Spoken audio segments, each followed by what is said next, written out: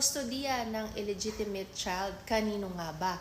Bago yan, alamin natin sino nga ba yung itinuturing ng batas na illegitimate child.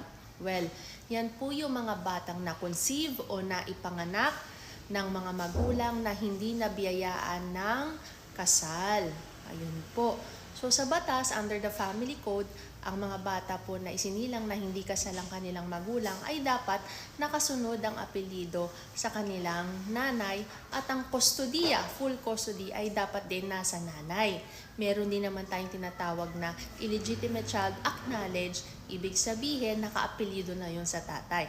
Pero we will focus our discussion sa kustodiya. So kapag ganito po ang sitwasyon na ang bata ay isang illegitimate child, ang kustodiya ay dapat nasa nanay.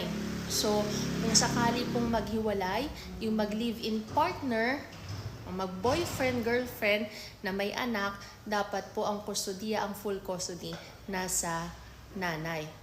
With exceptions, kapag po ang nanay ay hindi karapat-dapat para sa bata. Pero korte lang po ang magdedetermine kung hindi nakarapat-dapat ang nanay para sa kanyang anak. So, yun po.